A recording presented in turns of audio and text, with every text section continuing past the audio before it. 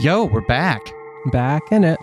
There's a lot that we didn't have a chance to process in the last episode, so let's just take a moment here in the Golden Land and just process this for a moment. How about? Yeah. Let's start with, before I forget about it, we're going to read the tips, and I wanted to talk about the Red Truth again for a moment. Yeah. I think our most compelling theory when we started playing the answer arcs, and we talked about this on the stream, was we talked about the Red Truth as being a mark of authorship. They're like notes from the author about, and like this would be like equivalent to the process of drafting something. Red Truth and Blue Truth could be conversation between drafter and reviewer, trying to make sure that the script, that the piece they were working on had all the pieces of information they needed. You know what I mean? Mm-hmm. And I think that still makes some level of sense if we think about now the Red Truth as what is required to make the game a mystery. Without the Red Truth, there's not sufficient detail in the game for it to be considered a mystery, right?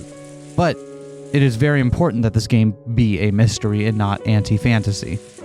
And that's what the Red Truth's importance is in providing the necessary detail in order to make it a mystery. On that reading, what then is the Blue Truth? The Blue Truth then is simply the poking of holes in like, oh, this isn't a mystery because this could have happened. And someone being like, no, actually, here's your answer. I see. So the core puzzle of Umineko then is whether it's a mystery or an anti-fantasy. Here's the thing. It is. Yeah? And we've already seen like a handful of metafictional elements to this game, right? I would not be surprised if part of the core of Umineko is the tension between mystery and as a genre, right, and anti-fantasy. Sound off in the comments with a list of your favorite anti-fantasy books.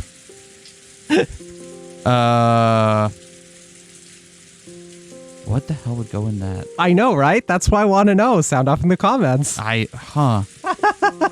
Yeah, sound off in the comments. I can't think of any off the top of my head right now, but, you know, that's just because. So, the thing that I just remembered, I totally forgot that I've read And Then There Were None, and that it's totally, like, a thing for this. And you mentioned this last time. Oh, I mentioned this last time? Well, you mentioned it. You mentioned at one point having read And Then There Were None. Yeah. So I finally remembered what happened in And Then There Were None. Okay. And was like, oh, okay. So here's the thing. You read it before we started playing the game. I think that's fair game. Why don't you tell us what happens in And Then There Were None? Are you sure? You haven't read it, right? Okay, fine.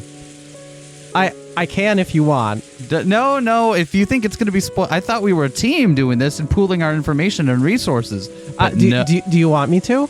Because I will. I'm happy to. I just don't want it to be a thing that feels like spoilery. Nah, it's all right. Well, I'll read it myself after and learn about it.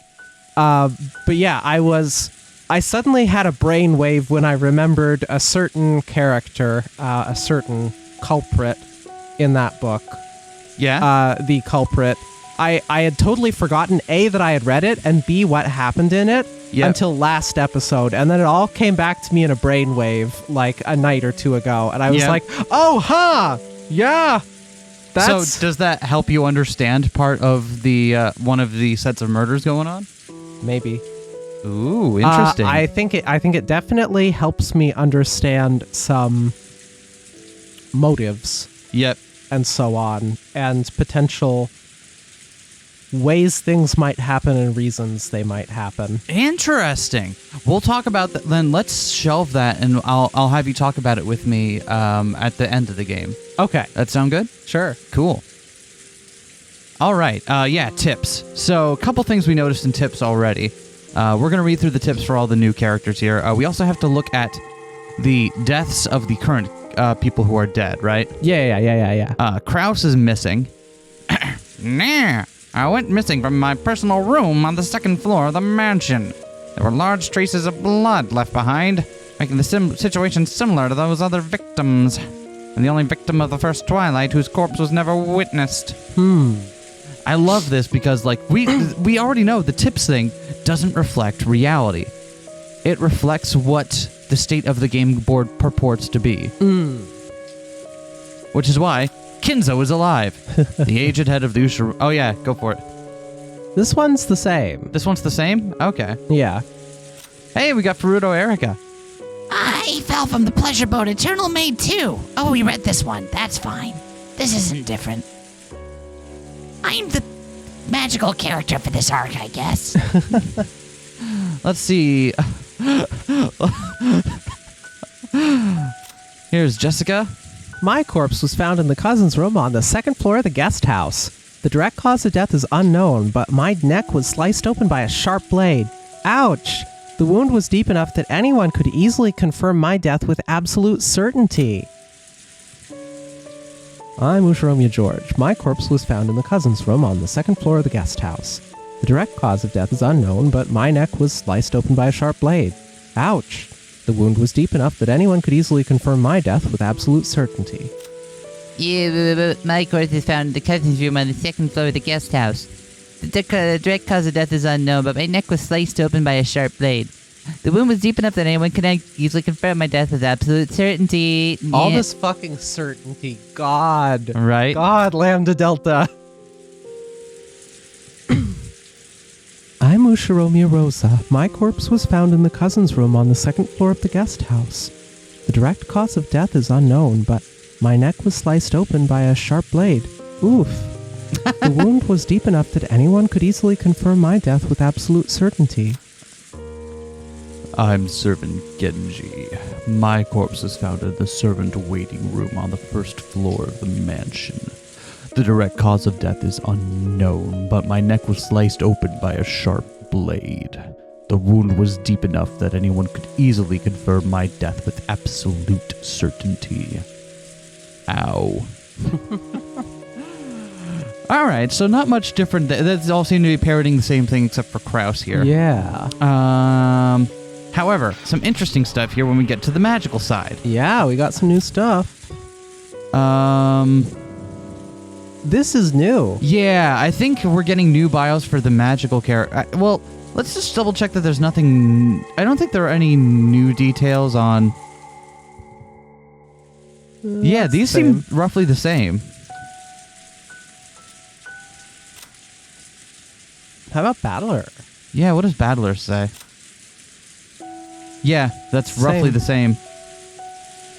So we'll go through and we'll read the tips for the magical characters. I'm Beatrice. I'm the Golden Witch and the Endless Witch. I'm Beato's piece, who speaks on behalf of the illusion of the witch. I claim that all of the crimes on Rokkenjima were caused by the illusion of the witch. In the 5th game, I clash with Burncastle, who denies this illusion. Because I myself am nothing more than a piece, and the higher plane version of me has stepped down as Game Master, I'm not in a position where I can know the truth of the 5th game. This puts me in a different position than the one I held in the games before now. Interesting. So yeah, this is just Peace Beato. Yeah. Which is very strange to think about. This seems roughly the same. Yeah. Where's Virgilia's hands?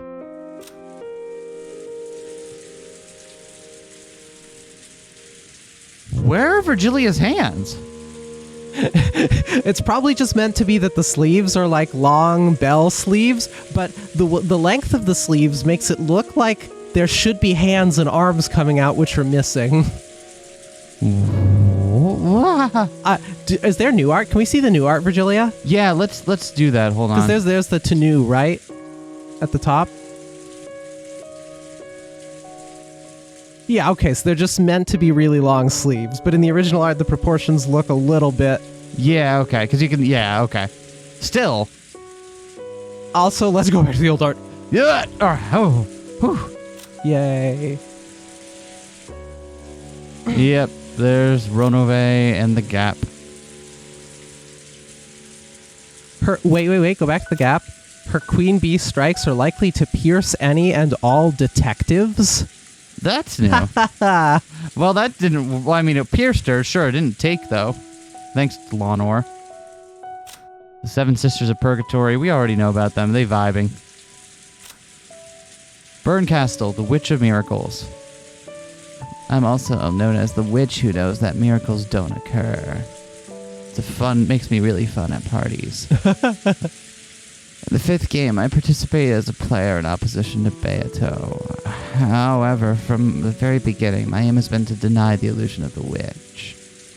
My only goal is to crush Beato and her world as a way to stave off boredom. Though I do deny the illusion of the witch, I'm not an ally of battlers.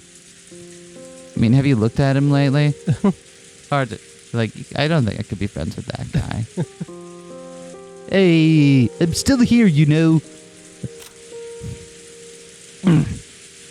I'm Farudo Erica, Burncastle's double and servant. I'm also a piece who was manifested in the human world. Because I'm human, I cannot use magic and the like. However, I can appeal to Burncastle on a higher level plane to obtain miracles and various authorities that I can use. So it would probably be no exaggeration to call me a human capable of wielding the power of a witch. Through Burncastle, I've been given the detective's authority while on the game board. Next button. Wow. So much about Erica. Therefore, even though I'm an outsider to the Ushiromiya family, I possess the right to demand full attention from everyone when speaking. The right to advance proceedings, the right to investigate the crime scene before the police arrive, and many other special abilities. I get pleasure from the process of solving riddles, but my greatest joy comes from using that victory to sneer at others. I'm really fun at parties. Do you think that when Erica gets up in the morning, she stands in front of the mirror and does sneering reps? Oh, practicing pulling faces at people? Yeah, I think definitely. Yo, it's time for Delanor. Now, hold on. We noticed one thing strange when looking at Delanor's sprites here. It happened... we only got it to happen like twice. And I was very lucky to see it the first time it happened. But we can get... Do you have to click back and forth? You don't. Oh, there it was. There it is. Yes. Glasses. You can get Delanor with glasses. Yay. Yay. I don't know why this is here, but it's very fun. Oh, I just realized that reading this out isn't really going to give me an opportunity to do my vocal tick. Why does her outfit have assless chaps? We don't know that they're assless. No, but like the pant assembly type thing. I see. She's got chaps on, and they're just kind of like very high-legged leggings. I don't know what to make of those. Wait, hold on. Help me understand. Help me understand you. I don't... It's not any less offensive than, like, the steak designs are. Oh, we got rid of the glasses. Oh, all right. Oh, well. Whatever. Now she can't see you. I'm Lanor A. Knox. I'm a member of Eisern Jungfrau, the 7th District Representative Enforcement Agency of the Great Court of Heaven. A head inquisitor of heresy and a first-class Archbishop. I am commonly known as Delanor of the 10 Wedges, or Death Sentence Delanor. The name Death Sentence comes from the fact that, though Inquisitors of Heresy normally judge their targets to see whether they deserve the death penalty or not, Head Inquisitor Delanor is only dispatched after a case that has been vigorously inspected by the Great Court. Therefore, the very act of displacing me, is equivalent to a sentence of death. My father was a legendary Inquisitor of Heresy, but he broke the rules and was executed. Was Ronald Knox's father also a mystery writer? That? I was the one who performed his interrogation and execution. Since that time, I've stopped growing, and both my body and mind remain eternally close to those of a young maiden. It is whispered that my heart also died at that moment, but I do not see it that way. My primary weapons are the red key and the blue key, which take the form of a long sword and a short sword. I'm Gertrude. I'm a member of Eiserne Jungfrau, the 7th District Repentance Enforcement Agency of the Great Court of Heaven. I'm a high-level Assistant Inquisitor and a first-class Minister. As an Assistant Inquisitor of Heresy, I'm tasked with aiding during interrogations and hearings. Because most missions end up as executions, I'm usually assigned the job of using barriers to block the target's means of escape. There's an X button. When it comes to fulfilling my missions, I'm calm, flawless, expressionless, and emotionless. However, most of the time, I'm quite compassionate, and am loved by many of my juniors. I have already passed my exam to become a full Inquisitor, and was offered a vacant position in a different district, but I refused. I wait for a reassignment under Delanor, to whom I owe a great debt, and continue to serve alongside her as an assistant. Therefore, though I am an assistant, I'm treated as an Inquisitor.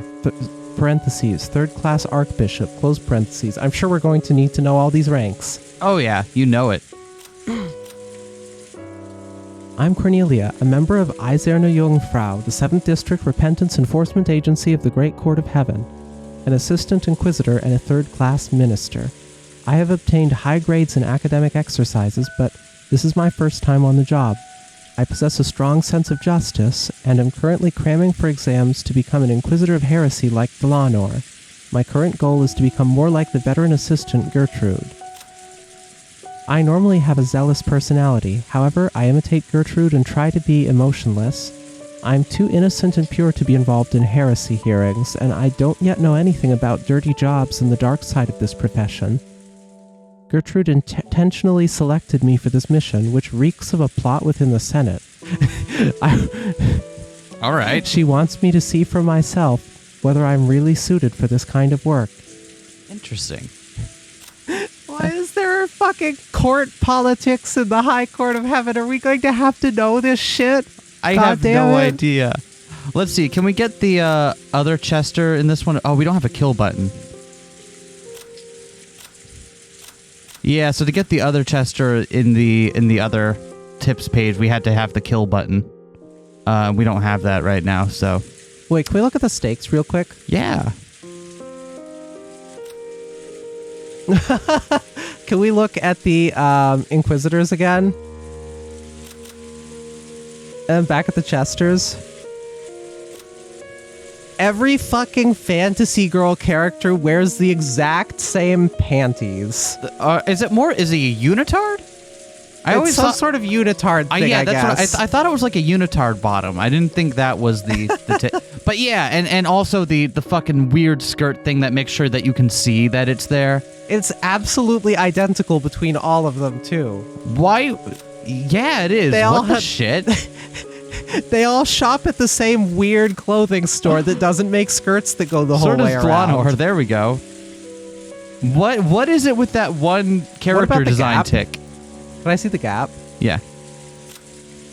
We don't know. I'm barebacking it under here.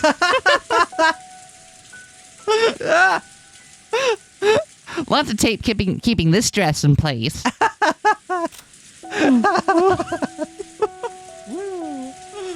There's Lambda. I'm Lambda Delta. In the place of Beato, who stepped down from the position of Game Master in the 4th game, I serve as the new Game Master in the 5th game. Therefore, it's expected that while the 5th game may be quite similar to the previous games, there will be differences. For example, this one will be cute and pop.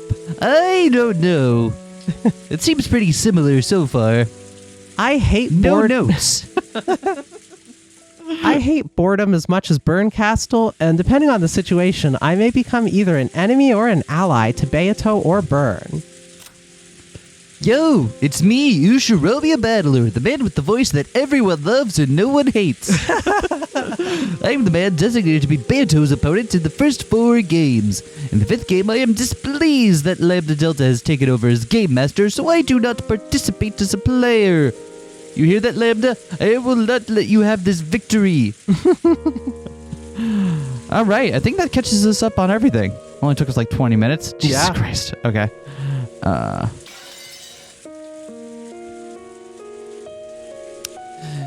In the Golden Land, the quiet rain just kept on falling. Tumbling down. Tumbling down. Tumbling down, tumbling down, tumbling down. Did I do it? Did I do the meme? What meme? That one hasn't been invented yet, Battler. What? Why do I know it? Why is there a non-trivial portion of my mind that's taken up with Evangelion? Who is Evangelion? Show yourself. In the arbor sat the sad witch whose eyes had lost their glint, and Battler. Virgilia could also be seen there. She sat next to Beato, knitting quietly. In the rain, apparently. Lambda Delta's game had passed the climax of the first twilight, and they were taking a short break. You know, a GM taking a break, everyone get some pizza, walk around for a bit, get ready for the next bit. Gazing out at the golden rose garden soaked with rain. Just wait till the halftime show. There you go. Battler considered the present, what was to come, and what had happened so far. To Battler, the act of thinking was itself a battle. Even with the game stopped and Beato unable to speak, he could still keep on fighting. Virgilia suddenly stopped her knitting. Battler noticed it too, because though none should have been able to visit this rose garden, she had noticed a silhouette approaching. That's unusual. Not many people are capable of reaching this place. It's her!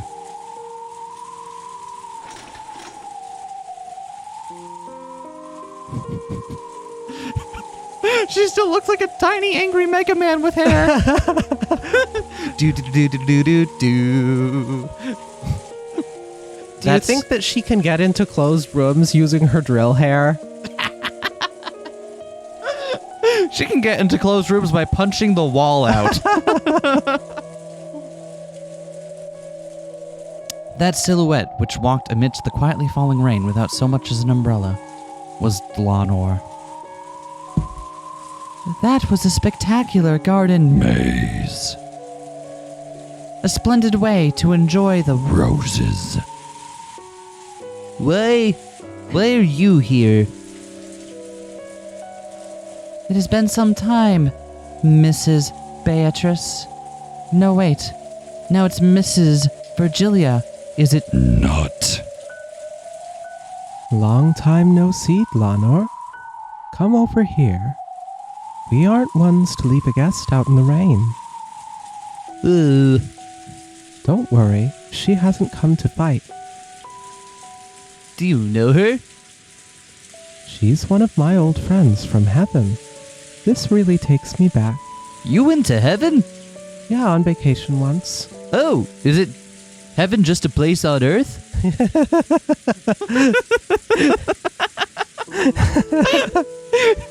Wait, there's a non-zero chance I could actually do that reference and have it be timely. Wait, no, that was a 90s song, wasn't it? It wasn't 80s. Was it? I don't remember, I and I'm can't not going to remember. look it up. I forget whose song that was, even. I can envision Belinda Carlisle. Oh, it was Belinda Carlisle. Yeah, there it is. That it does. Mrs. Virgilia possesses a deep knowledge in heavenly studies. I have often argued with her over interpretations. Just the two of them sitting at a table doing Bible discussion. I can see it. My many intellectual adventures with you were quite enjoyable. I'd like to do it again sometime. Yes, let us do it again. Sometime. I'd love to fight with you. Again. They used the word fight, but it didn't sound like they meant anything unpleasant by it. It sounded like something old chess rivals would say to each other. Unlike Beato, it seems Virgilia always behaved properly and courteously. So she had many friends in various other worlds, including both heaven and the demon world. Surprisingly, Dlanor was one of them.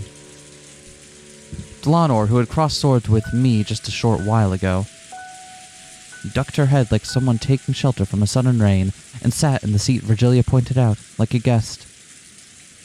Is there any type of black tea you would prefer? Anything. Literally anything.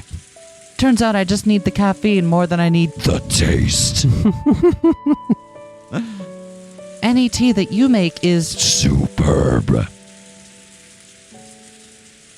Then how about some Darjeeling? Battler, Beato, would you like some more? Yeah, Beato and I would like a refill. And by that, I mean I'd like 2 glasses, one of which I will drink warm and one of which I will drink cold. Isn't that right, Beato? As usual, Beato didn't answer. Are we gonna have to, like, bathe her in a moment here? Like, I mean, it's been a little... what happens in the metaverse? Are we gonna have to take her and, like, give her a shower or something at one point? Her hair feels like it needs to be cleaned.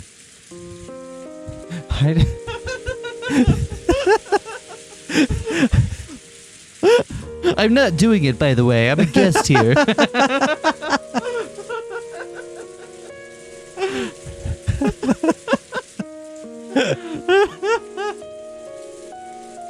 As usual, Beato didn't answer, but if you quietly gave her a cup, she would sip it from time to time. There was still some black tea left in that cup, but it had already chilled. So Battler asked for a refill for Beato as well. I have heard the rumors. It is my favorite album by Fleetwood Mac. How pitiable that Beatrice, the endless witch famous for her cruelty, has been reduced to this. She's no longer participating in the game. Lambda Delta is the one controlling the Beato that's on the game board. I know. However, she is the original master of this world. And you are the proper guest, invited by that master. That is why I've come to pay my respects. On the game board, Beato and I met Delanor. But those were the game pieces of those witches. They weren't Beato and me ourselves. Is that why you went out of your way to greet Battler-kun and Beato here? I see you're as conscientious as ever. That is my way of doing things. Greetings, Mr. Battler. I am Delanor A. Knox. We play opposing roles, but it is a pleasure to meet you. Sure. I'm Ushiromi Battler. Pleased to meet you. Also single.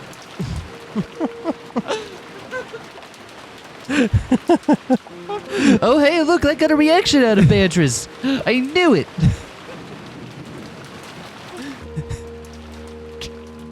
Greetings, Miss Beatrice. I am Delanor A. Knox. Beato, she's saying hi.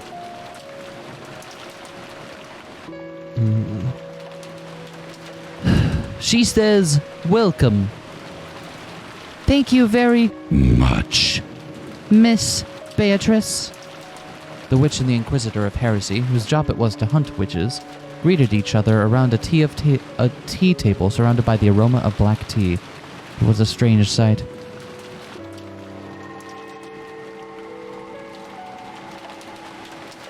Virgilia made gold butterflies sprout from the palms of her hands and transformed them into a teapot and a can of tea leaves. It was a very witch-like way to make tea.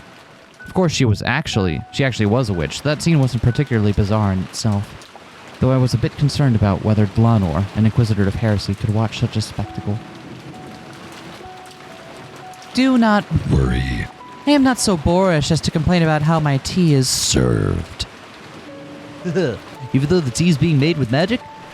There is a tea set hiding in the shadows, and Mrs. Virgilia is making us tea with it in secret. We interpret or judge that it was made with magic, and it is written as such in the tale. That interpretation is allowed by Knox's ninth. What's Knox's ninth? Huh? Oh my, I do believe that the interpretation of the ninth is such a delicate problem that it's viewed as a taboo even in the Great Court. Even though it's just a personal opinion, if it became known that the head Inquisitor of Heresy said such a thing, you might be sacked. If we're going to keep talking about it, I really do have to look it up, don't I? But they're also probably going to tell us what it is, and I bet it's not going to be the same as the real one. True, but even knowing what the difference is would be important. Yeah, I suppose so. No matter what interpretation I record it with, there are no lies in the taste of your tea.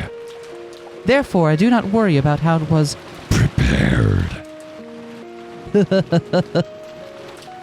Though she looked cold, she was a surprisingly tactful person. She does look cold. That outfit would not be at all weather appropriate for a cold rain. Right? It'd be horrible. Yeah. If Delanor were to deny that the black tea had been prepared with magic, this magic would surely be crushed in an instant. However, the possibility had been presented that a tea set existed and had been used to make the tea normally. So the fact that Virgilia had made tea was, in the end, undisputed. Magic that hides the result in darkness is Evil. I will not permit it. However, magic that enshrouds the process is not unnecessarily Evil. My foe is evil itself, not Magic. I see. The important thing is that you're being served some tea, so it's just common courtesy to avoid complaining about how it was made.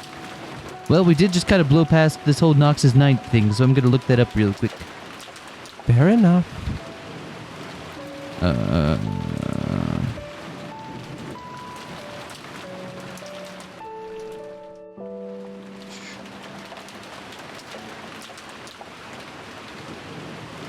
Knox is 69th. Knox is 69th? It simply reads, nice. Nice. Yes, I agree. Nice.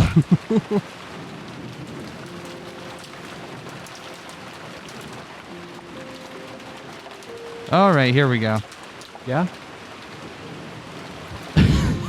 Oh, this is about sidekicks in the Watson. Okay. Okay. The stupid friend of the detective, the Watson, must not conceal any thoughts which pass through his mind. His intelligence must be slightly, but very slightly, below that of the average reader. So, How is that relevant? what were they bringing that up?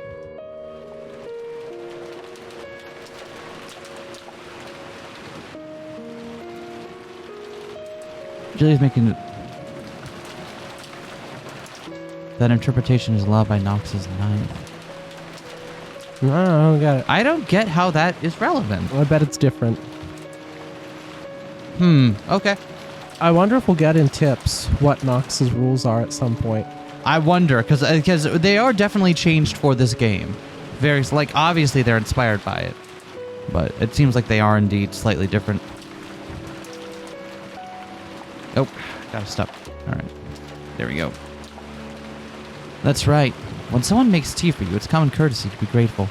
There's nothing elegant about pushing your way into the kitchen and criticizing how they brew it.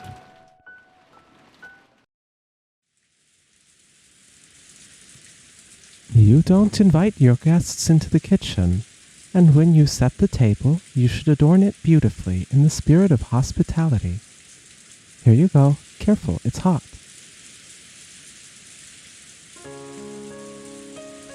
Thank you. You. I would like some sugar and... Milk.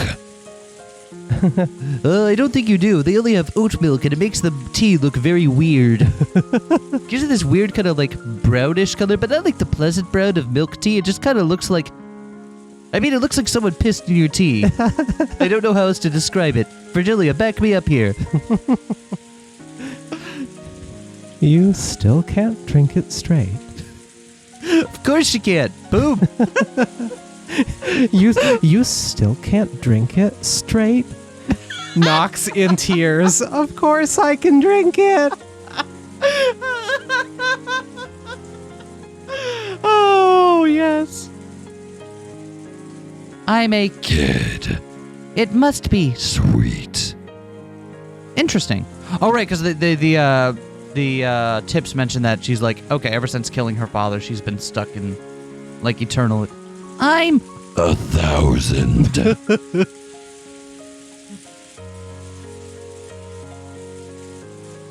Is this Babbler? So then, is magic a gentle lie? The word lie makes it sound bad. The word embellishment is probably more fitting. When giving a child candy, you can take a crumpled one up out of your pocket, or you can use some clever sleight of hand to take the candy Out. Wonder when that was relevant. Right? I wonder. At least, I mean, that one was easy to figure out, at least. The impression given by each method varies Greatly. Well, yeah, it'd look cooler if you took it out with the little magic trick, of course. Meaning. There is meaning in the fact that the result, giving them candy, has been adorned to be even more beautiful and Fun. Think of when you give Maria-chan a candy. There's a huge difference between taking it out of your pocket to give to her and slipping it into her pocket and saying a fairy gave it to her for being such a good girl. In my opinion, it would be boorish to then question everyone about their alibis and pinpoint who it was that slipped it into her Pocket. The important thing is the result, that the girl received the candy and Rejoiced. and it is significant that it was embellished in a way that made her. Rejoice. Oh, that's surprising. When you showed up, I got the feeling that you'd deny anything that went by the name of magic. That is how I act in my capacity as an Inquisitor of. Heresy. It is my. Job. I only work 9 to 5. The weekends are my time. Bro. However, when I am away from my job, I don't enjoy being quite so cold-hearted. That's literally the reason. So, you set your personal feelings aside when you're on duty? You do it well. As an Inquisitor of Heresy, hunting witches is my Job. However, I personally find witches. Pitiable. Despite this, I carry out judgment mercilessly as an. Inquisitor. In the end, that doesn't change the fact that I sentence witches to. Death. In the end, my pity is nothing more than a useless. Embellishment. Whether I have it or not, nothing. Changes. So it would be better if I. Didn't. That's not true. Even if the ends are the same, what's in your heart makes a big difference. Your mother's cookies are clearly more delicious than those made by a good pastry shop. Curie sucks at baking.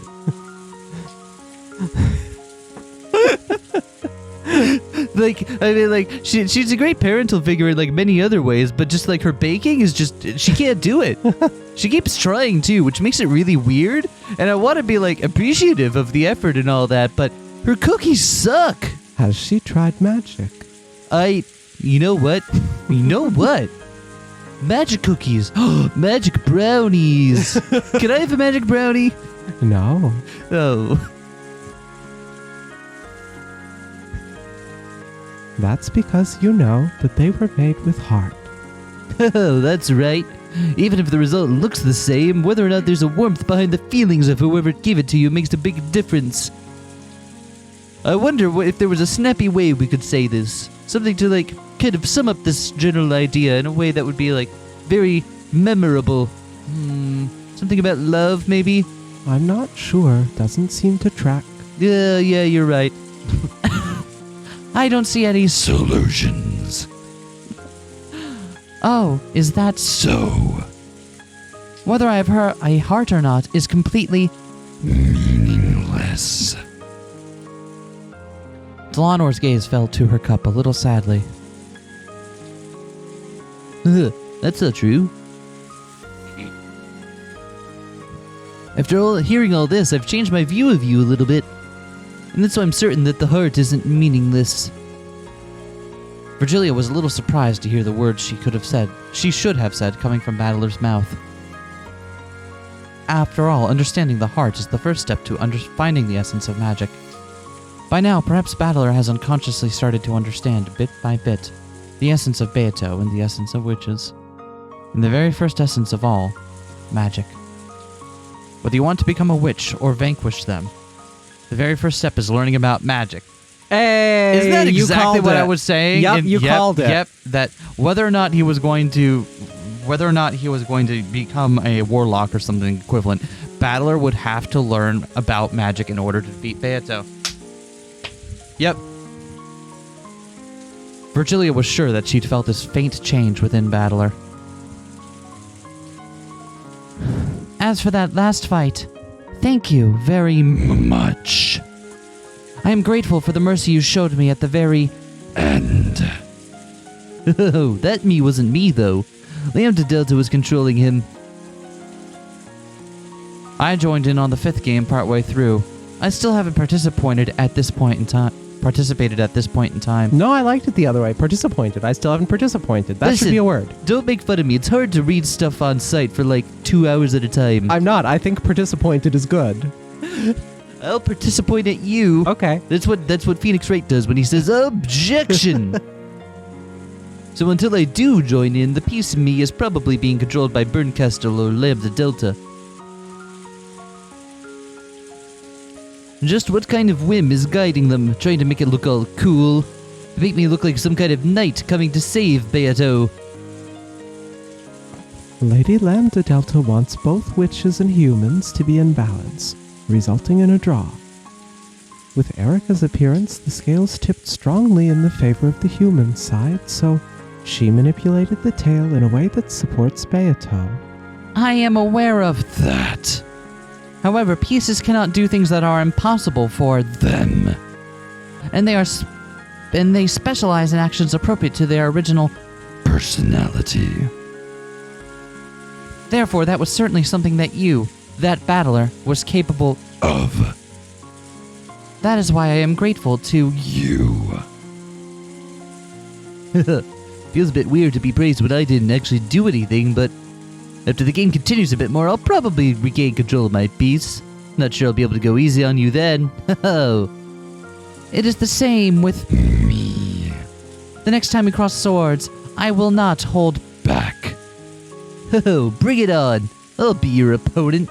Come at me with all you've got. Hit me with your best shot. I Promise. with everything I've Got. Delanor, huh? I thought she was an emotionless killer doll without a heart, but maybe she actually is pretty approachable. Though of course neither of us will show any mercy when fighting on the game board. I like that this is just the peanut gallery now, where all of these fantasy characters just chill and hang out, and it doesn't matter who's on what side. Right? It's great! Just like, yo, I punched the clock, I'm off for the day, want to get some tea? Yeah, exactly. Yeah, it's just like, yeah, I like, listen, nothing personnel, right? We've got, like, what happens at work, I get it, that's the job, but after that, why?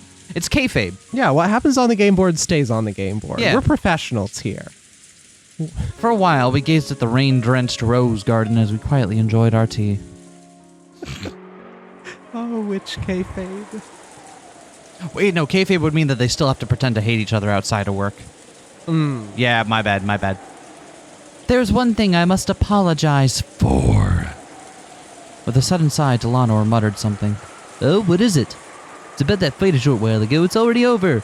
We both fought with everything we had. The outcome was just a luck of the draw. No, it wasn't luck of the Draw. I couldn't just let it be, so I came here. To apologize. Oh, what are you talking about? You're saying you threw the match, aren't you? Virgilia spoke softly without hesitating in her knitting. That is Correct. Mr. Battler. Oh, that Mr. is really awkward. Just Battler works fine. Battler, Apologize. we did not give it everything we... I know. Kinzo is dead at the starting time for all games. Beato has already spoken that truth. In that battle, Battler-kun could only have achieved a draw at best. He most certainly had no chance at all of winning. Oh, you're right. Yeah, we were mentioning that. Like, that's a whole lot of... It's a whole lot of, ink spilled over the possibility of Kinzo escaping the room, when Kinzo's been dead the entire time, and we know that. Yeah. But there's still apparently significance in proving that fact, for at least Natsuki's sake, because it keeps the idea that Kinzo could still be alive going. You're right. If you just say that, the whole fight's already over. Why didn't you just use that red? Don't tell me it was because of a stalemate or something like that. Knox is second. It is forbidden for supernatural agencies to be employed as a detective Technique. supernatural agencies, I'm imagining like ring, ring, ring, ring. Hello, supernatural agency. Oh, you mean like Dirk Gently? I still haven't read those books. I really should at some point. We cannot use that red truth Directly. Interesting. So that seems to directly counter what we thought.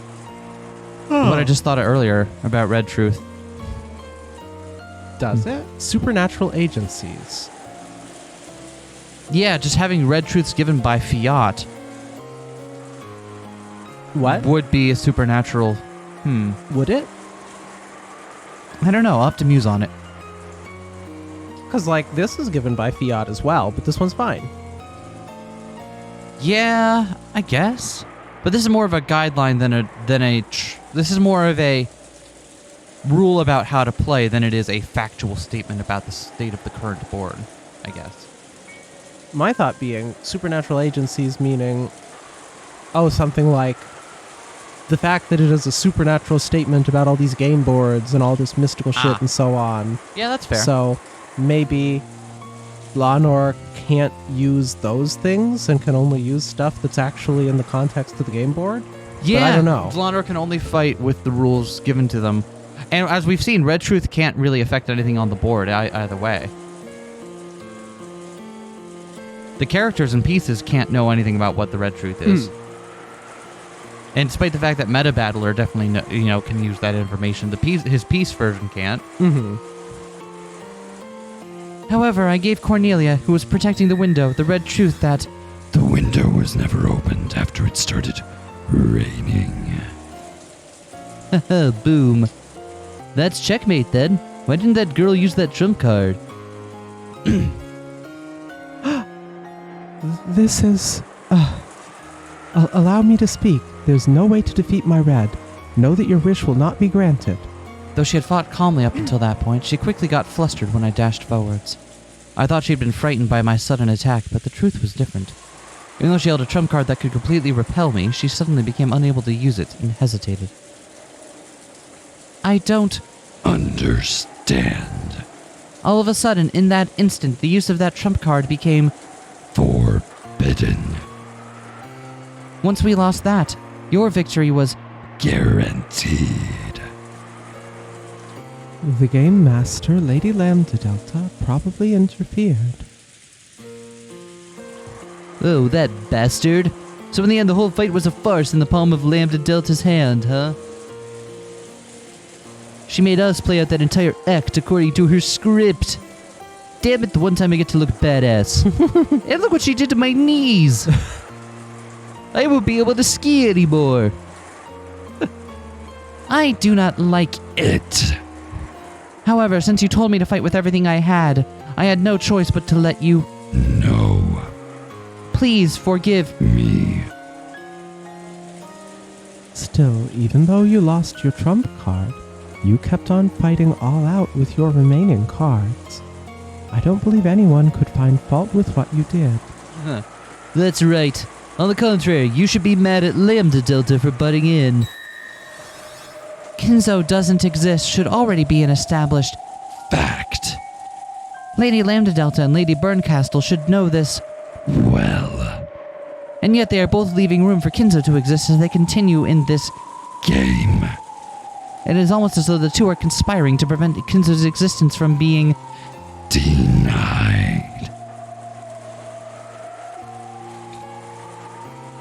In other words, they intentionally let grandfather escape? Yes. They must be after. Something. That is a bit odd. Lady Lambda Delta and Lady Burncastle should always be in opposition, unless the witch side is in a superior position. It's hard to imagine that those two are conspiring together at a time like this. I can't help but think that they have some sort of wicked. Goal. I came here because I wanted you to know. That. So, you came all the way to here to tell us something like that? Yes. Which means that my business here is. Finished. Oh wait, hold on, I've always wanted to do this too. Finish him. Well, that was uncanny. I think I will leave. Now, The game will probably resume. shortly, There is also pizza in the... rec room. I recommend getting some of the... Pepperoni. I must aid Erica during the rest of this... Game. Delanor gulped down the last of her black tea and stood up. Next is the battle of the second. Twilight. At that point, I will once again raise my merciless... Long sword. So I ask the same of You. battler. Show no mercy towards... Me. Oh, I understand. If I went easy on you, I'd have my own head smashed in. On the game board, I am nothing more than Lady Berncastle's piece and Ferudo Erica's... Subordinate. In the future, we will probably stand across each other as opponents many... Times. At least 3 more times, I would guess. At most. However, my heart is always... Neutral. No, please forget. That. Such has no meaning considering the relationship between the two of... Us. It does, though. There's no doubt you're a fearsome opponent, but you don't piss me off anymore. What's Battler's alignment then? Though that Erica totally pisses me off. What's Battler's alignment then? What do you mean? Oh, we just got Delanor's alignment. Delanor is definitely true neutral. I want to say Battler is lawful neutral. Really? I think it's important that he's lawful because he has to fight within the rules of the game board just as anyone else. But rather than purely disrespecting them, like what would make him lawful evil, right? Playing within the rules while wholly ignoring the spirit of them, he tries to balance both ends of it, right? Finding the truth while also leaving room to retain the magic of the situation. So specifically the Battler of this arc, the Battler now. Yeah. Yeah, that's an interesting take. That's an interesting take. Sound off in the comments.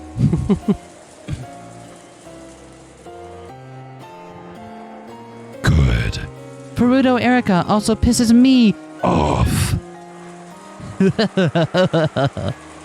Delanor's expression finally softened slightly.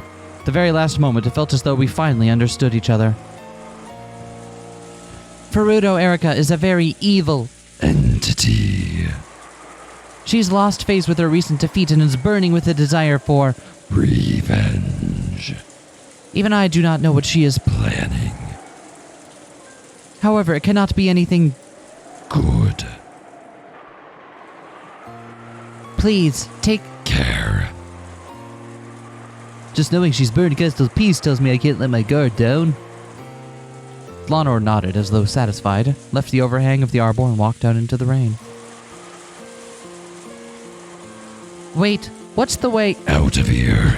I didn't make a... Map. coming in. Oh well, I guess I'll just have to solve... I have to resolve the way May is on the way out. Rude. To think I'd serve as a subordinate to such... Evil. Why was I called to this... World. Delanor let out a small sigh. Pieces can do nothing except fulfill the function that they have been given, and that function is given to them by the one who controls them. She probably cannot disobey her own player, Berncastle. Lady Berncastle may be the one who called you here. However, the one who let you into this world is Beato. If this child didn't wish it, you would never have been able to make it through the garden maze and arrive here. Right, Beato? Beato says yes. Miss Beatrice. she said no pickles. Excuse me, her pronouns are they, them.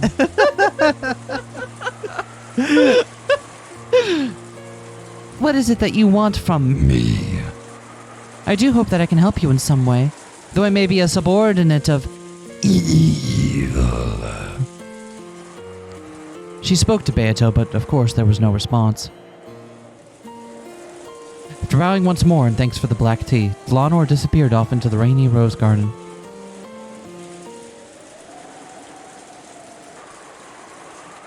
So, no one can reach this golden land if Beato doesn't want them to? Yes, this child is the one who called Lanor here. So, Beato called her here so I could meet with her. However, I know a person who reached this place despite Beato's wishes. It's Angie. In the last game, Angie reached this place by herself, even though she was an uninvited guest. Was that also something Beato wished for? Interesting. I am here, and you are here, and we you are here, me, and we are all together?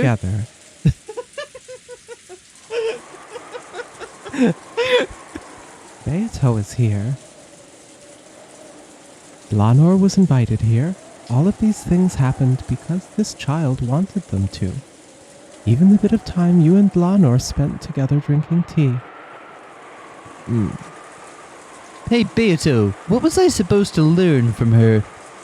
Does it have something to do with finding your heart and letting you rest in peace? Delanor A. Knox, the natural enemy of witches, an inquisitor of heresy, a vanguard of mystery who denies fantasy. Is she here to help by gouging out your heart and choking the life out of you?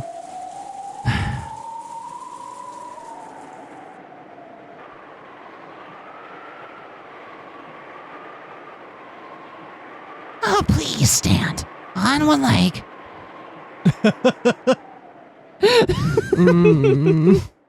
No complaining now. Cornelia slowly got up and stood on one leg as she had been ordered. Her hands were clasped behind her back, because she had been ordered to do so. Then with a thump, Erica pushed her from behind with both hands. Cornelia landed on the floor face first with a thud. Please stand. On one leg. Cornelia rose shakily. Then once again she stood on one leg as she had been ordered. She had been ordered not to hold her ground, not to hold her ground, so she had fallen over on her face over and over again. Erica's hobby. People tipping. What? People tipping. I like to go cow tipping, but we're so far from the countryside. Do you know you can just push them over? They'll just lie there on their side, flailing their tiny little cowlings. They don't scream, though, so it's less fun than people tipping. On the upside, if you do it right, you get to use cow tools. She had barely managed to cow protect... tools. What? God, cow tools. Cow Tools is the perfect Far Side comic. It is perfect. She had barely managed to protect her nose, but after smashing against the floor so many times, her face was bright red. She wasn't shedding any tears. No, she couldn't shed them, because she was forbidden to do even that. Please stand. On one leg.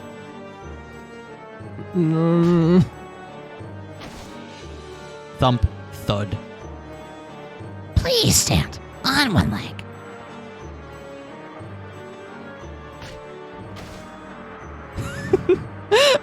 If I don't have a grab move in Golden Fantasia, that's just me pushing someone over on their face. I'm gonna be really angry about that. Oh, wow. Wow. Erica repeated this falling torture over and over again. At times like this, Erica hated counting things, so she decided that once she ran out of fingers to count the number of times, she would just repeat it until she lost interest. However, Erica's main redeeming feature was that she never lost interest in anything, so the torture continued on and on. Erica didn't know why Cornelia had been unable to fully protect the window, so the whole time since then, she had placed all the blame of their loss on her. Please, allow me to speak. Forgive Cornelia. She has already repented enough. Oh, is that true? Then please take her place from now on. Gertrude has done nothing wrong. Gertrude, please stand. On one leg. Clasp your hands behind you. Gertrude followed the order and clasped her hands behind her back, standing on one leg. You mustn't resist or hold your ground, okay? You are not permitted to bend your knees. You are not permitted to shed any tears. Got it? As you wish. Gertrude. Erica made a show of walking behind Gertrude. She even enjoyed making her wonder when she'd push. At that time, Gertrude and Cornelia burst with a bright light and disappeared, because Delanor, who must have returned at some point, had sent them back to the heavens for the time being. Erica, who had had her fun spoiled, gave Delanor an openly malicious look. Miss Erica, I will bear the punishment for all my subordinates' faults as their Superior. I ask that you let them Go.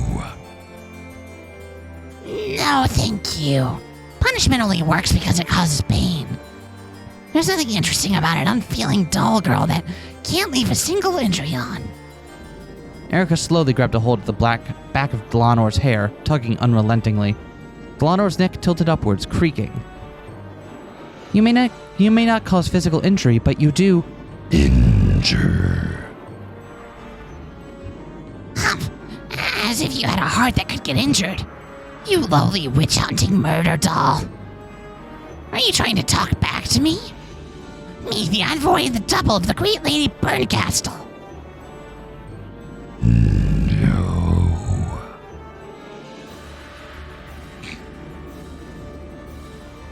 I got scolded by Lady Burncastle because you guys are all useless. It's all useless. Never fail so poorly again.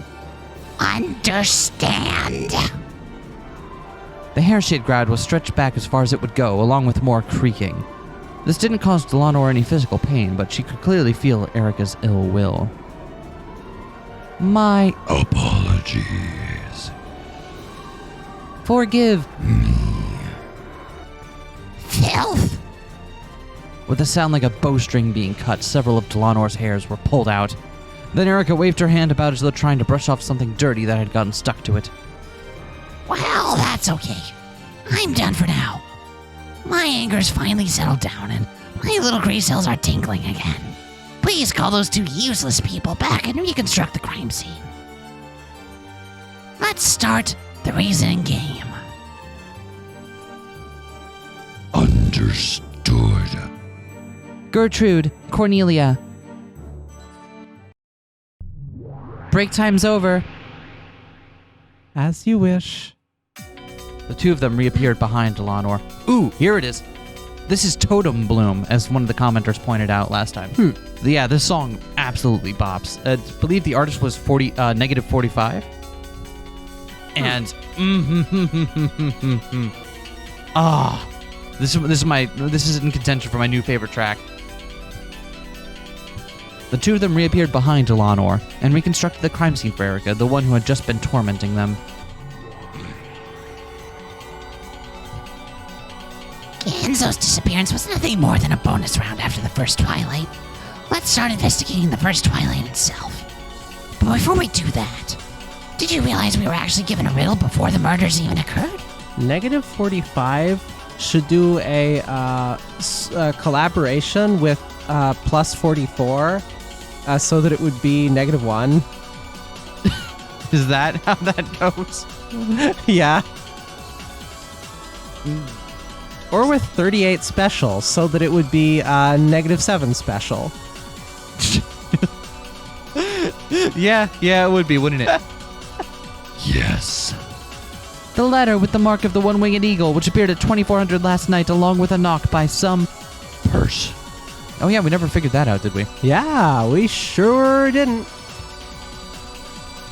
Well, no, we narrowed that down to the people it could have been, right? Kinda. Because it was what? Kumasawa, Goda. I mean, here's the hard thing. It could have been any of the kids, then they ran back and got murdered. Yeah. Yeah, so we really don't really know enough about that. Well, I mean, the mansion was locked, supposedly, but I guess we don't know that for sure. That's right. The tale creates the illusion that the events of that instant would be impossible for any human, but making it seem like an unknown witch exists. Let's start by crushing this illusion of the witch. We'll first check the situation in the dining hall last night when the letter was delivered. Understood. Gertrude, Cornelia, reconstruct last night's family conference in the dining hall. As you wish. The family conference last night was held with adult relatives and Battler, and partway through the servants had arrived to serve tea. Let's check everyone's location the instant the letter arrived. How did that go again? Please allow me to speak. Before the family conference, Erica, George, Jessica, Maria, Nanjo, Goda, and Kumasawa left the mansion and moved to the guest house. Please allow me to speak. Of those who remain, only Kraus, Natsuhi, and Genji were in the second floor corridor, while all the others were in the dining hall. Second floor corridor.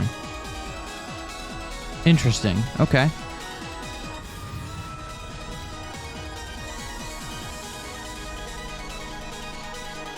Because the family conference was proceeding and the mansion was completely locked, all the other humans were unable to enter the Mansion.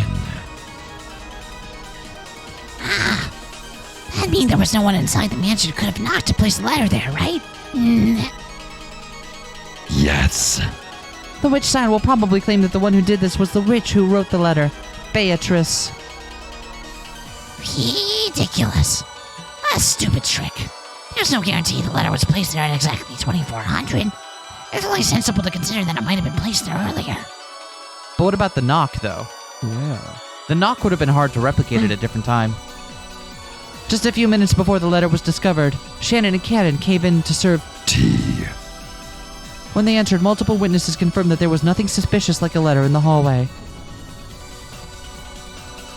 Maybe one of those not in the parlor, Kraus, Natsuki, or Genji simply saw their chance right after that and placed the letter there. No, wait, it should be possible for the people who supposedly went to the guest house, too. Weird that the mansion was locked and that no one outside could get in, but if someone pretended to have gone to the guest house and instead hid inside the mansion, it would have been perfectly possible for them to place the letter there. Allow me to speak. Blue Truth, ballot. In that case, the problem is the... Knock. Haha, get it? Knock. If we hadn't already used the episode title, School of Hard Knocks. this would have been a perfect time to use it. Unlike the letter, someone would have to exist there at the instant of the... Knock. I see, so this is the so-called proof that a person who shouldn't be there, a witch, existed? This is just so ridiculous. Do they think that I, Furuto Erica, would surrender to something like that? First off, we can tell whether the knock was even something hitting the door to the dining hall at all. Can we? Yeah? I guess? I just assume that, like, people's echolocation stuff would probably be good enough to tell them that it came from the door. And not, like, someone knocking on the table. Because that did occur to me. It was like, oh, you could fake a knock by having someone knock on the table, but that creates a different kind of sound, and people can echolocate that, like, as happening directly next to them. You know what I mean? It's hard to... Maybe someone stomped on the floor? Because we know they were on the second floor when that happened, right? Yeah. So maybe Genji put it there, ran upstairs, and then stomped on the floor convincingly? No, because even then, like, it's... Maybe someone has a tape player out in the hallway rigged to play a tape of someone knocking at the door at a particular time. And then get yoinked away immediately? For example, there may be a certain pillar on the second floor which, because of how the mansion's constructed, makes a noise when struck that gets transmitted down the pillar and sounds just like a knock on the door to people in the dining hall. Okay. So part of her thing is, like, it does have to sound like it's coming from the door still. It's not just you can make a wood sound. Okay. Cool. I'm glad we're on the same page there. Or they could have misheard some random sound to be a knock and they all misconstrued it in the same way. Or the recorded sound of a knock could have been stealthily replayed from a tape, which might have been carefully set up to go off at exactly that time. Lamau. Either way, I can... Yeah, right? I don't think that's it, though. I think the knock did happen. It's probably the easy way. Either way, I can think of many ways to make them hear a knock, even if no one knows on the other side of the door. How is that, my master? How is my reasoning? That's what she says. So, what do you think? Well, it looks like your cute piece gave it her all thinking up these blue truths. So I guess I'll be nice and give out a few reds. I guess I'll start with the letter. We have both the knock made when the bell of the large clock rang out 2400, and the letter sitting there in an envelope bearing the one-winged eagle crest when the door was open.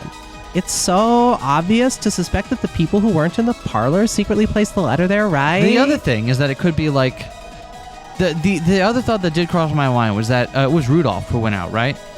It could have been Rudolph, had it on him and picked it up, and like pretended to pick it up off the ground, kind of like what I suspect Rosa was doing during Chapter 2. But the reason that I didn't follow through on that is because the knock. Mm-hmm. The knock is so hard to replicate, and I'm like, I don't see how that would work. Kraus, Natsuhi, and Genji did not even touch that letter. Oh, then when Shannon and Cannon came in to serve tea, who was the last human to enter the dining hall? Let's say it was Cannon. Wouldn't it be easy if Cannon, the last person in, secretly dropped the letter there when it closed the door? Not a single person in the dining hall. No, there's a simpler way to say it. Among all those inside the mansion at 2400, not a single person placed that letter in the corridor. Interesting. So she's not willing to say no, not a single person in the dining hall. She wants to say among all those hidden inside, those inside the mansion at 2400.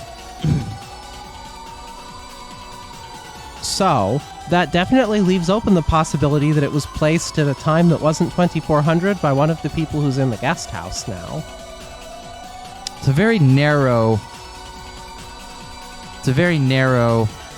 period of time. Was there someone who had been in the dining hall and who was no longer in the mansion at 2400? Rosa. I think. Yeah, because not a single person in the dining hall. She can't say that. Because she corrects herself here and is like, no, hold on, I've got a different one. She can't finish saying that truth. So, let's say it was Rosa then. But how would she... No, because Shannon and Cannon entered after she left, right? I think so, yeah.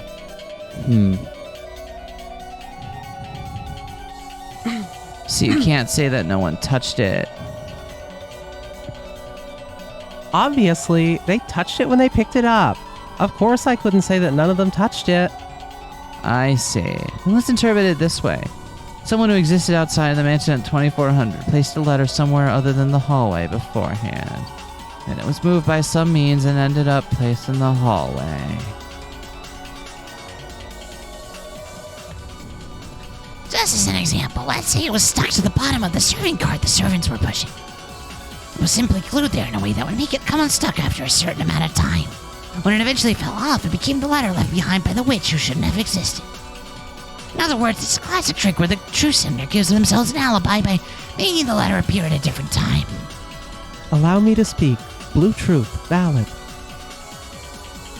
In other words, the fact that it landed just outside the dining hall door was just the culprit's good luck. At worst, it might have happened in the kitchen, the corridor, or even inside the dining hall. Oh, good. If it had happened inside the dining hall, that would have been even more wonderful. Within everyone's sight, a letter would suddenly appear on the floor. And that wouldn't even violate a red truth saying no one closed in the closed room of the dining hall touched the letter unexpectedly. Well Done. If the letter was stuck to the bottom of the serving cart, then anyone could be the Culprit. That might work okay regarding the letter.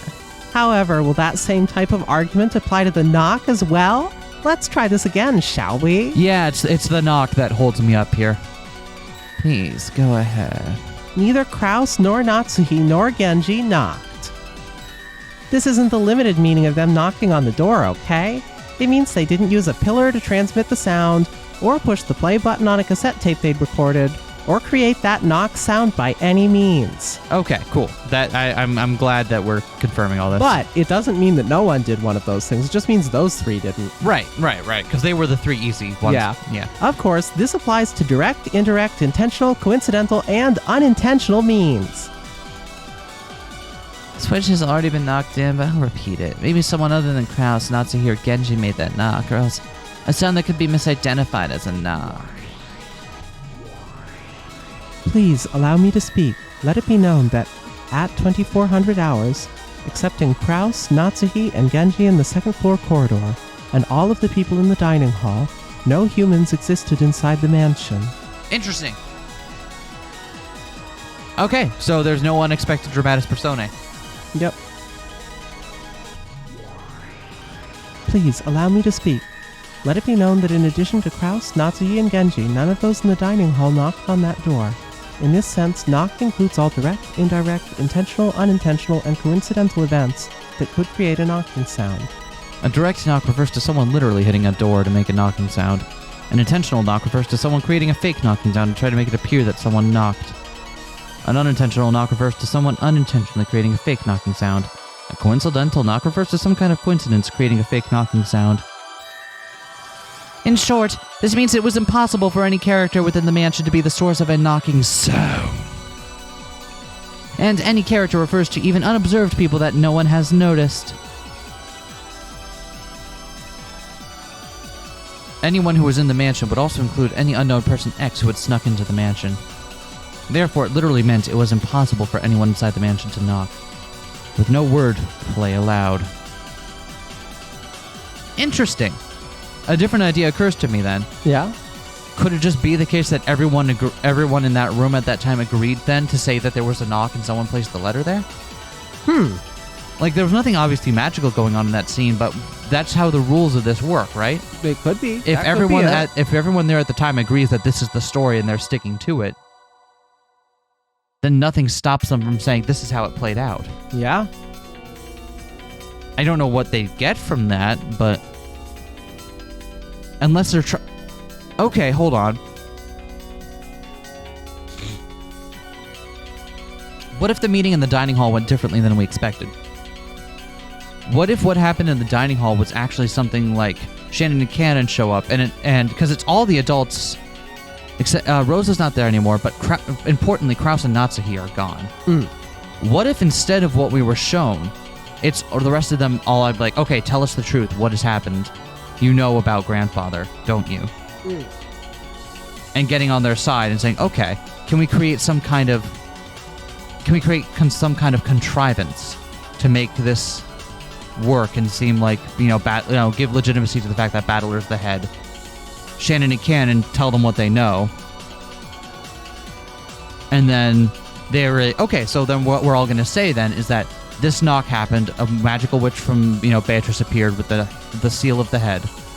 Because they've not shown this letter to anyone else. Do we know that a knock occurred? Do we have it in red text? No, we don't even know that the knock occurred. And if they're and if this is just their cover story, and everyone in there has agreed to say that this is what happened, and therefore they can show it to us, that makes a lot more sense. Yeah, that could fucking do it. And everyone in there has a motivation to go along with it too, right? Because Shannon and Cannon have a reason to want to get out in front of this if they can, right? And Ava, Hideyoshi, Rudolph, and Kyrie obviously have their reasons, and Battler would probably go along with that. Maybe. I don't think it happened at all. A bold claim. Let's see. No matter how much I toy with it, it is impossible for anyone except those in the guest house to group to create the knocking sound, right? Like me, for example. Oh, whoops. No matter how much I toy with it, it's impossible. Oh my god, the Ushiromi family curse has got me too. Who would want to replace my beautiful voice? Like me, for example. What if I, Burrito Erica, recorded a knocking sound on a cassette tape and used some kind of secret contraption to start playing it at exactly 2400? Of course, I wasn't in the mansion at 2400. There aren't any problems with this, are there? No problems. However, though the knock did serve as a way of informing them about the letter on the other side of the door, I do not think it would have worked if the letter had fallen elsewhere. If the trick in Erica's theory about the letter being stuck to the serving cart was accurate, then the location that the letter fell was a matter of luck. Because it had fortunately fallen near the door, the people in the dining hall noticed it due to the knock. However, if the location it fell was a matter of chance, it might have landed in the far-off kitchen or remained stuck even after they entered. If that had happened, the knock would have been just ignored as though they had just imagined it. In other words, the knock by itself wouldn't transmit any message at all. It only made it appear as though someone had been there because it was paired with the letter. In that case, the random location of the letter fell to off the bottom of the serving cart couldn't be connected with the knock. For the letter to be found thanks to the knock, it would have to be reliably positioned on the other side of the door. However, it was announced in red that no one in the mansion placed the letter in the hallway. I'll reword that read about placing it in the corridor a bit. No one in the mansion placed the letter in the hallway. This includes doing so by all concepts such as directly, indirectly, intentionally, coincidentally, and unintentionally. Yeah, the red truths are getting really bloated, aren't they? For example, let's assume there was a device on the serving cart that drops the letter when it stops moving. In this case, you'd think they could predict that the door would probably stop just once when those two knocked on the door to the dining hall, and by doing so, they'd be cleverly making it so the letter drops right in front of the door. But even this doesn't work, okay? The action of stopping the serving cart would indirectly lead to placing the letter in the hallway. That would mean Shannon and Cannon, who were pushing the cart, had indirectly and unintentionally placed the letter there. So even this is no good. Furthermore, setting it up so that the letter peeled off with the passage of time would mean that the people pushing the cart had coincidentally and unintentionally placed the letter there. Of course, this is also no good. Repeat it then. At 2400, only Erica, George, Jessica, and Maria, Najo, Goda, and Kumasawa existed outside the mansion.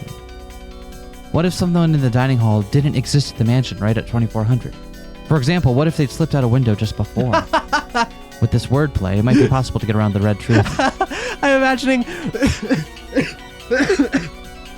imagining that Rudolph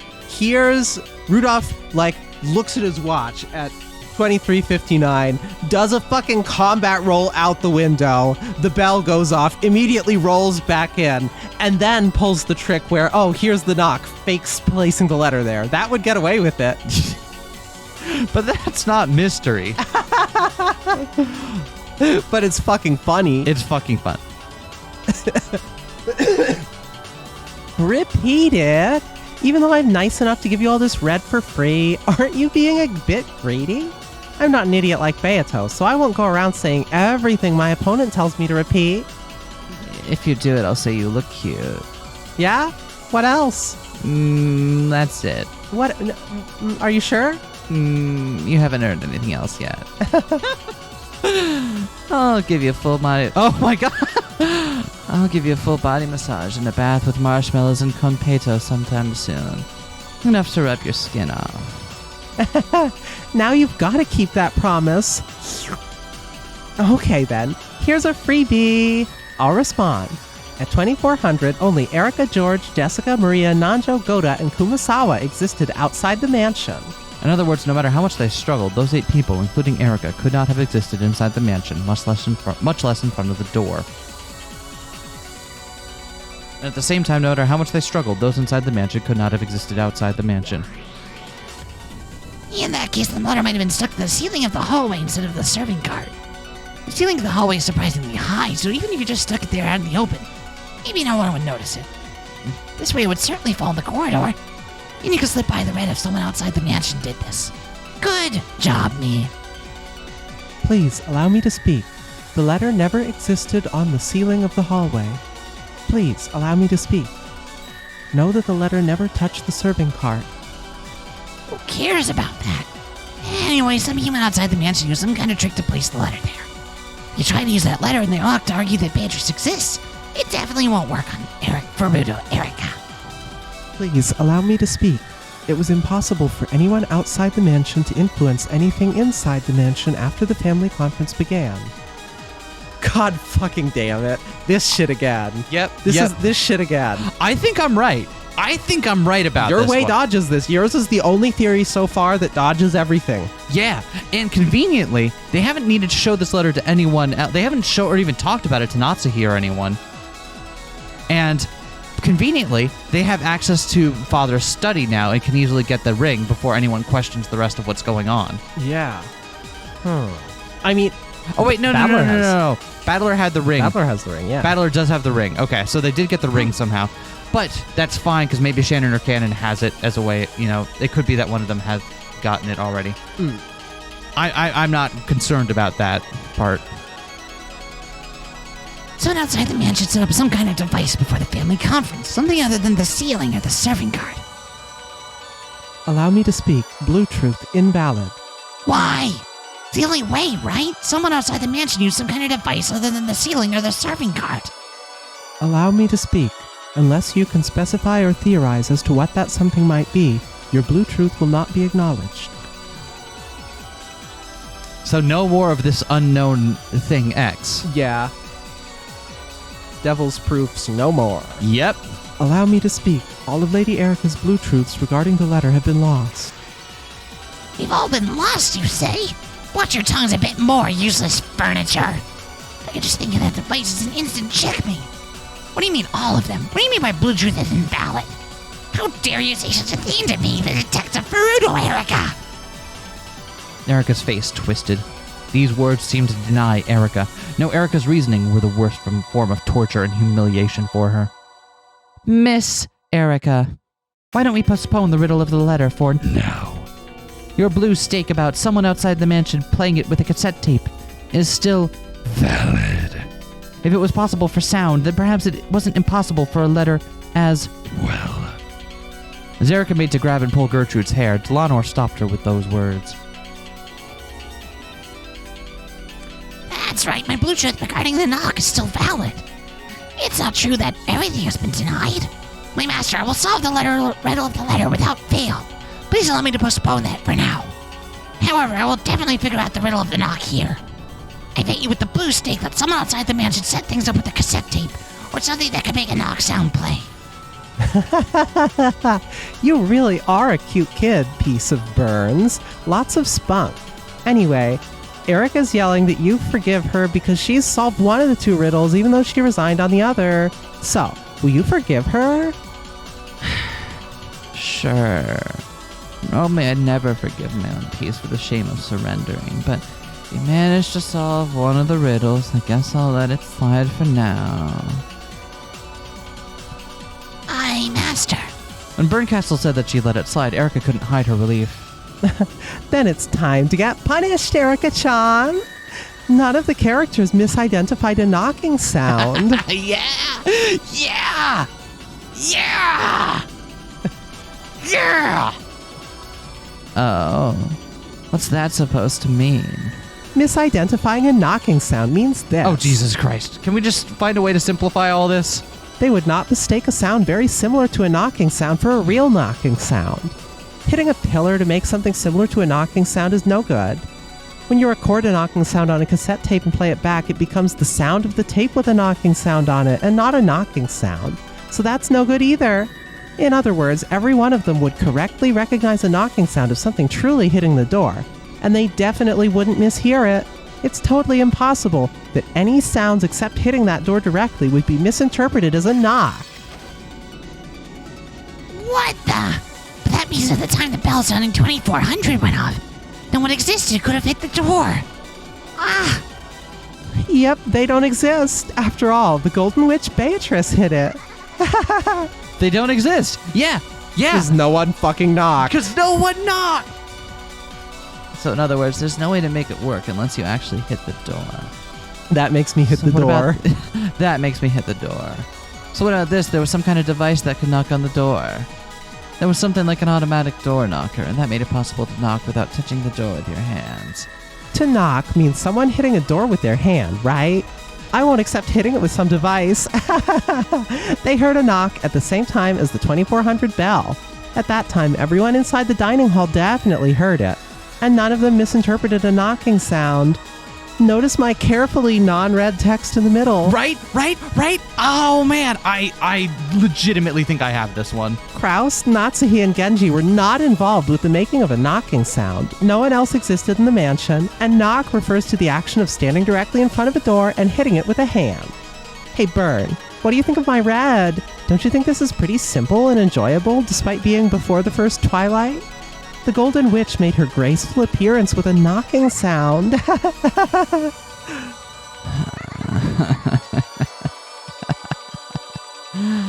Interesting. This is really riveting, Lady Lambda. I wouldn't have it any other way. Yeah, how amusing. The two witches doubled over, laughing as though this was the most fun thing in the world. Yeah! My master! Don't worry. If you just give my little gray cell some more time, I'll definitely reach an answer to this pitiful red. See, Erica's problem is that she keeps thinking of it. She isn't thinking with the other understanding of how magic works. right? Yeah. Yeah, is that she's still trying to take everything exactly at face value as it is shown without trying to interpret what that means. To like, and they made a point of at the very beginning of the answer arcs being like, here's why we can show you scenes like this. This is why we can say stuff like this is happening and show it to you, because there's no one there who disagrees with it. Yep. So Erica isn't using those rules, so she's getting frustrated and getting trapped up in things, which is kind of like me circa chapter 2. You're nothing but a lowly piece. Your absence wouldn't hinder my progress in this game in the slightest. You can't think of any theories in particular. Please just go back to the peace tray and gather dust or something. Useless pieces are painful to even remember. After all, Burn's pretty forgetful. If you don't try a little harder, Burn's gonna forget you, okay? You'll collect dust in that forgotten peace tray, awaiting your turn that'll never come. I imagine that'd be pretty harsh, don't you think? Don't worry, Lady Lambda Delta and my master. I promise I'll keep you entertained. I'll never let you down again. I'll never give you up. Oh, how reassuring that you'll never let us down. I guess you're my double after all. Make sure you really are giving your all in more ways than one. If you don't make an impact, I might forget all about you. The two witches giggled. They continued discussing the letter and the knock. There was no room for Erica to step in. If she contented herself with that, she would literally have no place to go and would be buried in an eternal oblivion. Erica endured this with a hideous expression, looking with shame at the back of the master who ignored her. And with both fists clenched, she thought frantically in search of some kind of breakthrough. I am the detective for Rudo, Erica. I am the piece in the double and the servant of the great Lady Burncastle. I'll definitely make her satisfied. Satisfied, definitely. Show me a battler. How dare you humiliate me so? As she stood there, ignored by the witches and surrounded in darkness, it looked like someone had told her to go stand all alone in the hallway.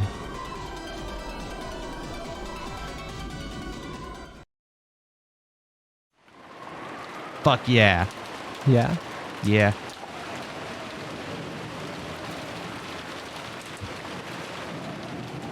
The crime in the early morning, we'd completely forgotten about breakfast, so we now had our first meal of the day at a time that could never be called breakfast time. Which time? Which time? Which time? Which time? Even Godo-san's wonderful meal, which had supposedly been in the works since yesterday, provided no comfort. The several empty seats quietly burdened us with a pain-filled sadness. Then, in the middle of this meal that felt like a vigil, Erica suddenly stood up. Everyone focused on her to see what was the matter. Her expression was somewhere between relief and insanity, as though she'd made some groundbreaking and strange discovery. Hey, what's up? You okay? I've got it. Do you think I wouldn't understand? Yeah, I've got it. There's no way something that stupid could happen. With a hideous expression covered in cold sweat, Erica glared and lashed out at Battler. What do you get? There's no way you jumped down for the third floor study. Not one of us saw you fall down and land in the courtyard. Are we really rehashing this? When you set up the ladder from the courtyard and saw Rudolph-san go up into the third-story window, you closely observed the construction of the outer wall and realized that by cleverly using a rain gutter, it might be possible to go down to the courtyard from the third-floor window. But that wouldn't stop what he proved from being valid, would it? That just means that's the method Kinzo used. Yeah. It only matters that he demonstrated that it was possible. You didn't jump down. You used a rain gutter or something and clumsily wriggled down the outer wall. What do you think of my blue truth? Come on, what is your counter-argument? A counter-argument? You have a counter-argument? Then my truth is valid, right? Do you see that? Trying to look cool and making it look like you jumped down was all an illusion. You just jumped down and latched onto a rain gutter. That face. My argument then was whether or not it was possible for Grandfather to escape from the study, right? And it was possible for Grandfather to escape through the window. All I did was prove that. Whether I jumped down or crawled down, that doesn't change anything, does it? Yeah, Battler's got ya. She's fallen into the anti-fantasy trap. Yes. Oh, she had... Okay. It really feels like she's a stand-in for, like, how you as a reader approach the first game board. And now we are coming at this game board 5 now with a lot of knowledge and context about how the game works. And we can easily see and critique the ways that Erica tries to play it, as like, and recognize like our own follies at the beginning of the game board. And doing that, we can kind of understand where we might have gone wrong in our understanding of how we thought about the first couple game boards. Erica is like a living version of the crying rage face meme guy. Oh my god, she is. It's great. Don't try to change the subject. A mere human can't jump down from the 3rd floor. Did you see that? Did you see that? What do you think of my reasoning, my master? You tired of something? Just calm down and eat some food. When he escaped to the courtyard through the window, Battler really did use the rain gutter to crawl down the wall, just like Erica said. Yeah, okay. His hand slipped halfway and he had fallen from a considerable height, but he had managed to land on his feet. No one had witnessed this, but most likely everyone in the dining hall now, except Erica, had realized that something like this had happened. Since the very beginning, no one had believed that he jumped down from the 3rd floor window, even if they hadn't witnessed that directly. So they had no clue what Erica was complaining about all of a sudden, and started to whisper, staring at her with cold eyes and dubious faces. Can't counter that, can you? Jumping down has already been denied. My truth is 1. My blue truth is valid. Change my mind. Change my mind. My master, please acknowledge this. I am not incompetent or a disappointment. I'll match up to your expectations without fail, so please don't abandon me, my master. Facing someone that might have been somewhere beyond the ceiling, Erica spread her arms and yelled. Then, as if in an answer, a massive lightning bolt landed very close by. It was an incredible sound. They could even feel the earth shake. At the same time as that sound, Erica went limp and fell into her seat like a puppet who had just had all its strings cut. Then, as the sound of wind and rain slowly filled the room once again, Erica slowly opened her eyes as though recovering from a bout of dizziness. Sorry, God had to hit restart. Just blue screen there for a moment. Get it? Blue screens. We all have blue hair. Then she continued eating in silence as though nothing had happened, as if she'd been acting normally the whole time. Didn't Erica just stand up suddenly and yell something strange at someone? Automatically, enough to make one doubt their eyes, Erica continued eating quietly as though everything was normal. When they saw how ordinary she looked, everyone convinced themselves that they were totally worn out, and that they must have just seen some illusion of Erica suddenly yelling. So Erica's sudden transfiguration of a few seconds ago was treated as a daydream and faded out of everyone's memories. Erica quietly poked at her salad and muttered in a voice no one could hear. Right in front of my salad. Right in front of my salad. Why would you do that? Thank you very much, great Lady Berncastle. I am Frudo, Erica. I am my master's piece and her double. I will most certainly present you with an incredible tale. That's right. When it comes to utensils, knives and forks are pretty primitive. Chopsticks are the best. Don't you think chopsticks are the easiest way to eat salad? Well, everyone? Honestly, with salad, I feel like forks are the way to go. You really want the piercing thing. Yeah. Like, I can see an argument for chopsticks, but no, you want the piercing on that. Yeah, I feel like I'd have a lot of trouble. You could get there, but I feel like you'd get like one leaf of lettuce at a time. Yep. And that'd be frustrating. All right. Wow, we actually got a normal length episode out this time. Hell yeah. Wow. I mean, we also spent 20 minutes at the front of it talking about stuff, so maybe that contributed to it. But yeah, look at that, a normal length episode. I'm so happy of us. Me too. We'll see you all on, this is a Friday. We'll see you all on Monday. Okay. Ciao.